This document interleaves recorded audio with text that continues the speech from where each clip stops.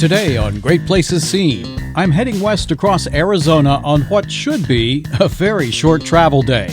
An unexpected detour takes me well north of my planned route, but into a beautiful remote area of Arizona, along what were once old paths and trails following precious water in the desert, and then winding through scenic, rugged country, eventually leading to modern-day rugged traffic and a highway sunset as I push west into the night. Buckle up, we're in for a long ride.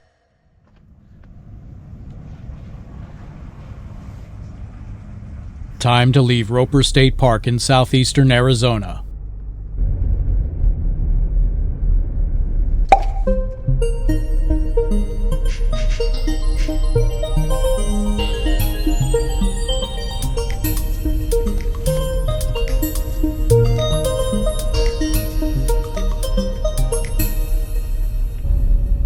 Air in my tires, water in the tank. I'll be riding a little bit heavy today, but that's all right.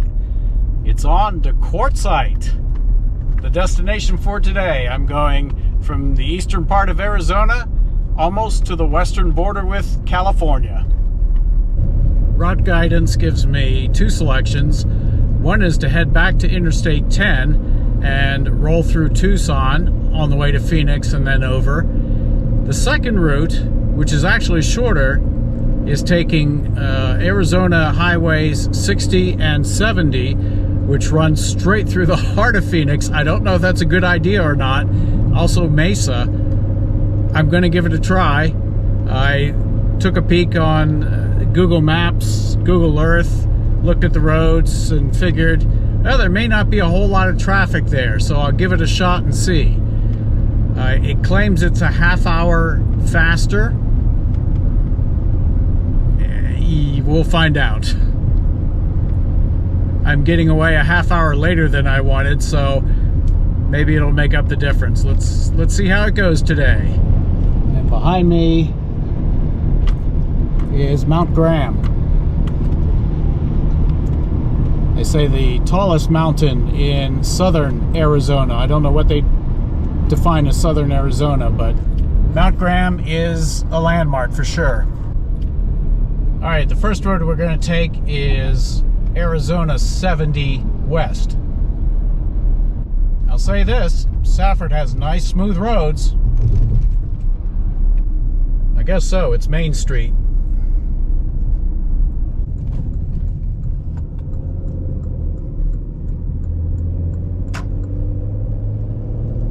Mount Graham is one of those mountains you can see from just about anywhere you're at in the area.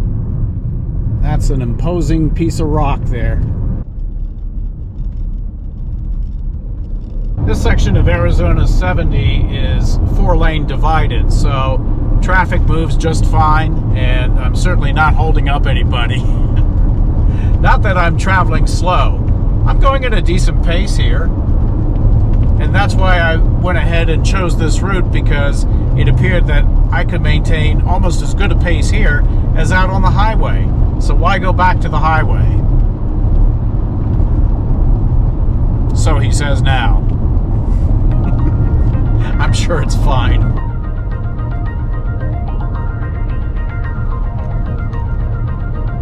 You definitely get to see more of rural Arizona on routes like this, though. And that's nicer than the highway.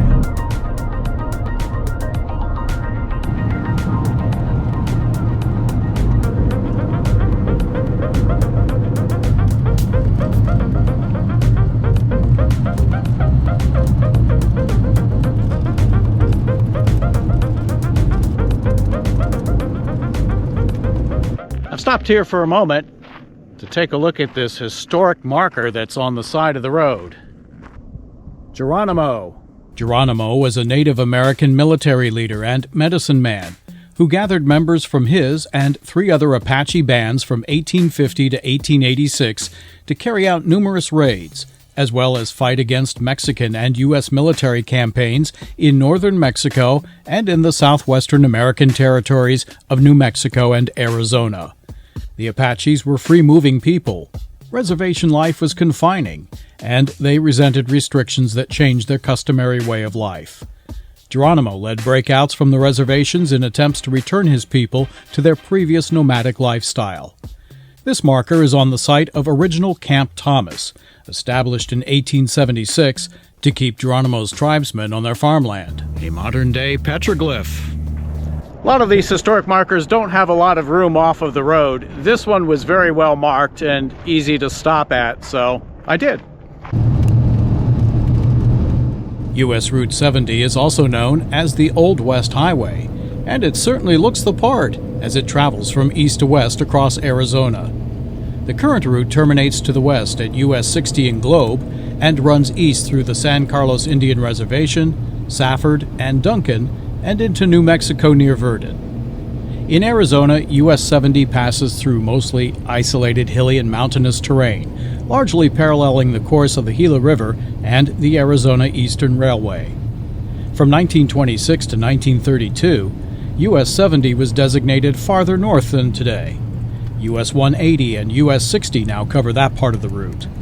The highway between Globe and New Mexico was previously designated as part of the original US 180 from 1926 to 1935. Starting in 1935, US 70 ran entirely concurrent with US 60 from Globe to Los Angeles, California. US 70 was gradually truncated to its current terminus in Globe in the mid and late 1960s. And here we are in Globe and neighboring Miami. Yesterday when I was looking at this route, it was clear. There was no issue. Now, and of all places, Miami, not Florida, Miami, Arizona, the road is closed. I don't know. It's not weather. It's very comfortable out, 56 degrees. Well, I was doing fine.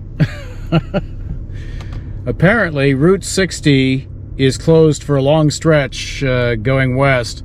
So now I'm going to have to take an alternate route, which means that I'm going to lose a lot of time. Oh well, so be it. It's a nice day. Let's go for a ride. We're going to head on now 188 north and then 87 south into Mesa and Phoenix. Okay, since I'm at a Walmart, I'm going to stop and get a few things and we'll be on our way. Well, I've got almost 180 miles of range in the tank. I should be okay getting to Phoenix,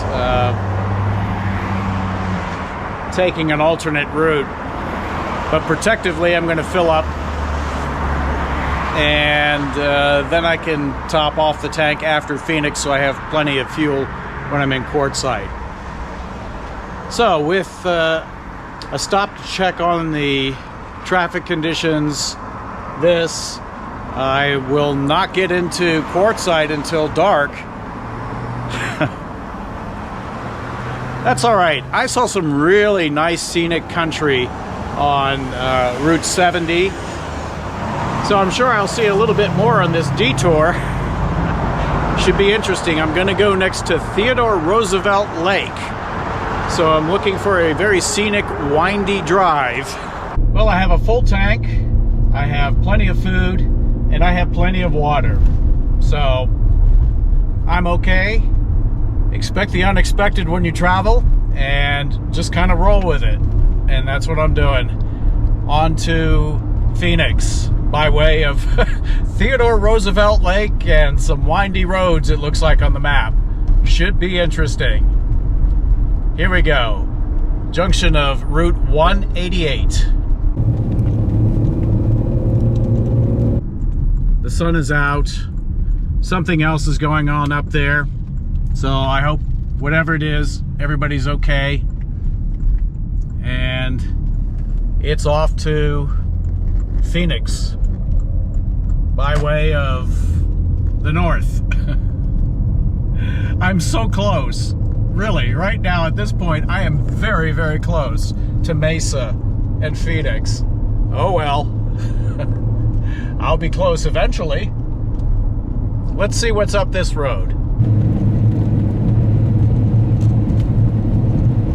Well, if you're in the area and ever so inclined, already I can recommend 188. what you're seeing on the camera just doesn't do it justice. That's why I came out here. This kind of stuff you have to see for yourself with your own eyes.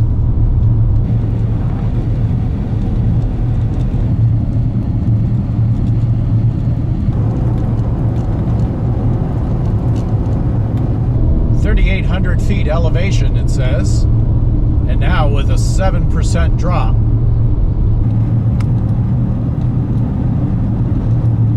Just a beautiful glide down this hill. Well, mountain, I should say. Well, that would be Theodore Roosevelt Lake. Old Teddy had a lot of stuff named after him out here. Of course, he was huge into nature. Created the first national park in Yellowstone. Theodore Roosevelt had a lot to do with what we have today. Oh, it looks so much fun to ride a bike out here. Maybe that'll be the next trip.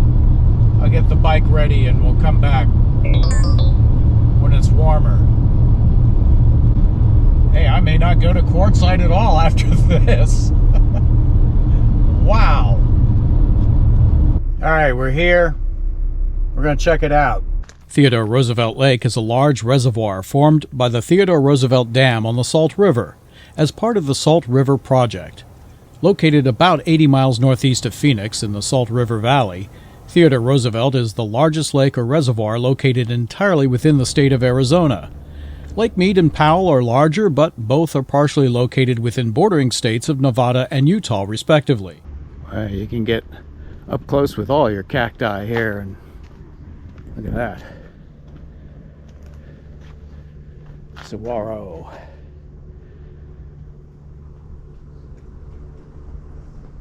Yep, that's the one. So many varieties here. This one doesn't get as much love as the other varieties. You can kind of see why. Ouch. Well, this is a little monument to the original Theodore Roosevelt Dam. It was built between 1906 and 1911. And upon its completion, it happened to be the world's tallest masonry dam, 280 feet tall. It created the largest reservoir on the planet. In 1995, the historic dam was encased in concrete to raise it 77 feet, and that provided some additional flood protection for the Phoenix metropolitan area. So all you folks in Phoenix, this rock is for you. This rock once protected you. It may be Arizona, but they've got Colorado mesquite. Put that in your fire.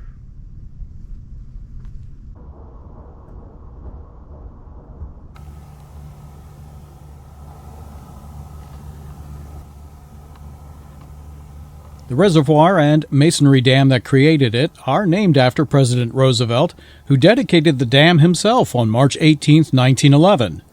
Roosevelt Lake is a popular recreation destination within the Tonto National Forest. The facilities located at the lake are managed by that authority. Roosevelt Lake is the oldest of the 6 reservoirs constructed and operated by the Salt River Project. It also has the largest storage capacity of the SRP lakes. When the dam is in flood control mode, the lake can store nearly twice as much as normal. However, the U.S. Army Corps of Engineers requires that all that extra water over the conservation limit be released from the lake within 20 days. Just not a bad view in the house. Everywhere you look. Quite the scenery.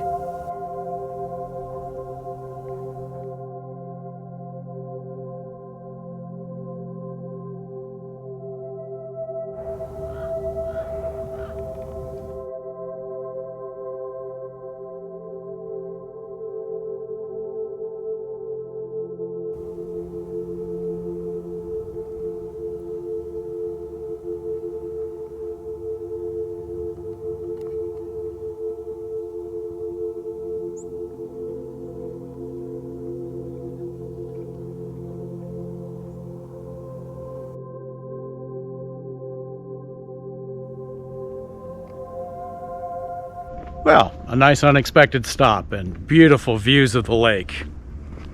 I want to continue because I want to see as much as possible Well, I still have daylight. I don't want to be driving through things like this in the dark. And I know once we get past Phoenix, it should be interesting heading into Quartzsite. Today's ride through rural Arizona is absolutely stunning and breathtaking. You can ride along and see much more of it on GPS too. You'll find links in the description of this video. You know, passing by all this makes me feel like I want to go full time and drive about 50 miles a day and spend time at the next location. There's just so much out here. That's not feasible, but I feel like that. Yeah, I could spend a lot of time here in the Tonto National Forest. But time to move on. I have other plans for this week and this trip. Even though I just love these hills full of saguaro cactus. Look at that.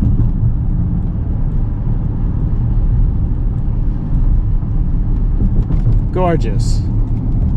And then that's on the other side. Wow.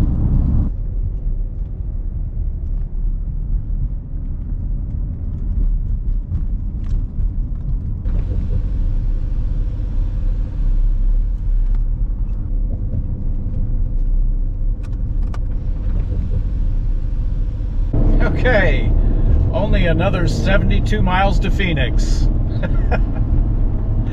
That's a little over an hour, so that's fine. Actually, it's 3 o'clock local time. That'll be 4 o'clock, and then it stays daylight for another hour and a half, so I may pull into Quartzsite with a little bit of light.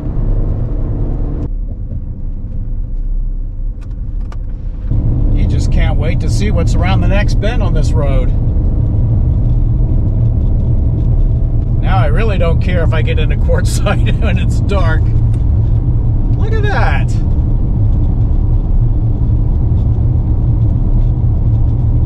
I'm just going to leave the front camera rolling as we go through here. And if you'd like to see the whole thing, go to GPS 2. Arizona State Route 188 is also known as the Globe Roosevelt Highway, or Apache Trail at its southern end. It's nearly a 61-mile state highway running from U.S. Route 60 in Globe through Roosevelt Lake and ends at State Route 87 near Rye. So, today I'm driving the entire route. SR 188 was added to the state highway system in 1959. It also includes a historic route known as Old Highway 88 between Claypool and Roosevelt Lake. State Route 87 covers just over 272 miles. It's a north-south highway that travels from I-10 near Picacho north to State Route 264 near Second Mesa. This section winds through mountains, passes, and canyons. It's really tempting to stare at the amazing sights, but the pace is fast and the road demands attention, especially with a trailer in tow.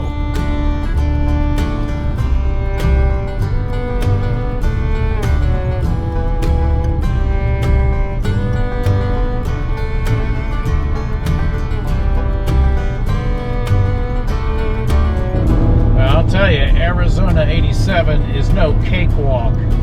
This thing is a roller coaster, and a lot of large trucks and a lot of traffic, even some motorcycles. Wow, quite a ride through here. It's nice, it's pretty, it's scenic, but you really gotta watch the road. This one twists and turns big time, and up and down through canyons. Yeah,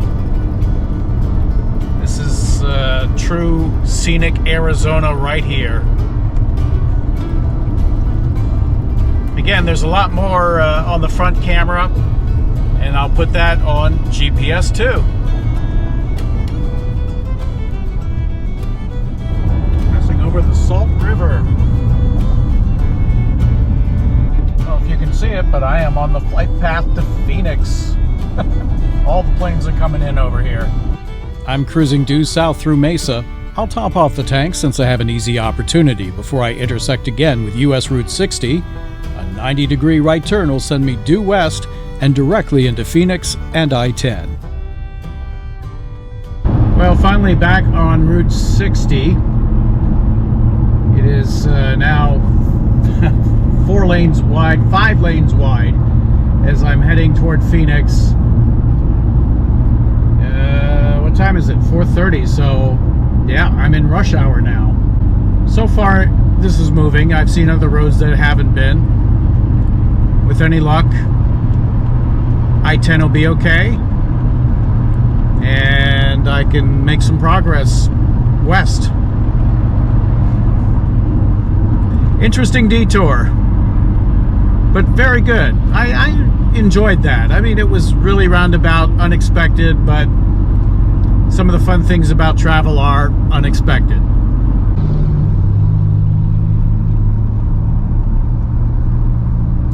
Well, there's the first sign for Los Angeles, and we're getting a little taste of LA traffic coming into Phoenix. Well, I'm still in Phoenix rush hour traffic. I've been in it for an hour. I'm not that far out of the city proper yet.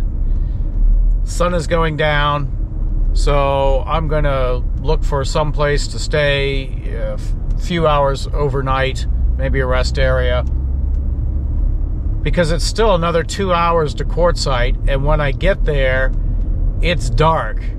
And I have no idea where to go in the desert. Never been there before, so I don't know how to navigate that. The website, the Bureau of Land Management website says, oh, just go set up and then get your permit in the morning if you come in after 4 o'clock. Well, I'm going to come in when it's pitch black, and there are a ton of people all over the place. I don't know how to navigate it. So, plan is now to just kind of wait out overnight and roll in very early in the morning when there's daylight and go from there. This was supposed to be the shortest drive of my whole trip, and it's turned out to be the longest, already 6 hours, and I'm nowhere near my destination. But I had a good detour, so there's that. I'll say this much, it's no longer freezing. My car temperature says 70 degrees. I'm sure overnight will cool down quite a bit, but it's not going to be freezing. For perspective, for those of you who are familiar with the Phoenix area, it has taken me 2 hours to go from Mesa to Goodyear. So, you understand. Yeah, it's been pretty thick. That's the worst traffic I've hit in the entire trip. Baton Rouge, a little bit. San Antonio, a little bit. But Phoenix, well, Phoenix, you win the award. A lot of that's timing, too.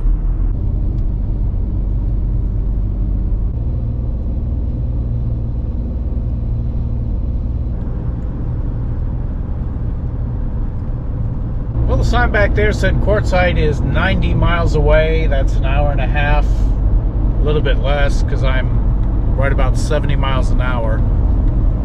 I don't know. I could push through, I guess.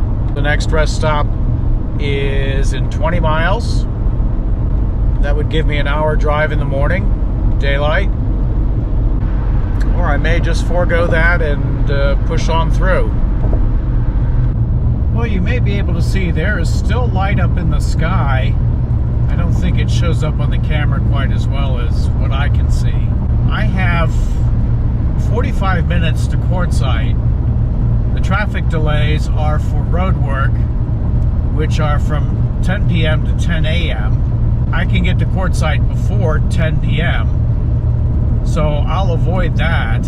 I'm thinking, yeah, I'm just going to push ahead and make it through to Quartzsite and figure it out when I get there. I mean, it's a desert. It's a big place.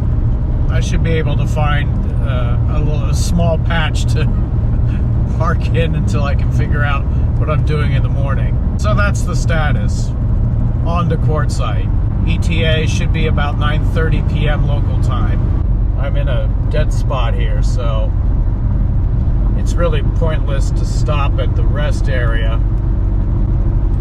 in that respect. So maybe I'll have better luck if I get to Quartzsite. There are only 1 million people there, so I don't know if I can get signal or not. Hey, it's part of the adventure. And here is the amazing spectacle at night. Lights, lights, and more lights out in the desert. Yep, it's an RV city.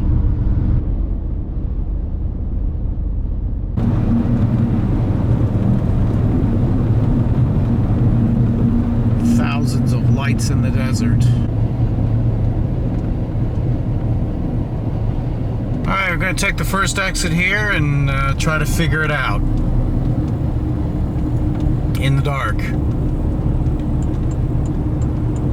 Finally, I'm on BLM land in Quartzsite. I took almost 12 hours to cover 359 miles. Amazingly, that's just a 30-mile-per-hour average, thanks in large part to rush hour traffic in Phoenix. Now in Quartzsite, I'm staying almost a week in the desert. It's the big Q in the next episode.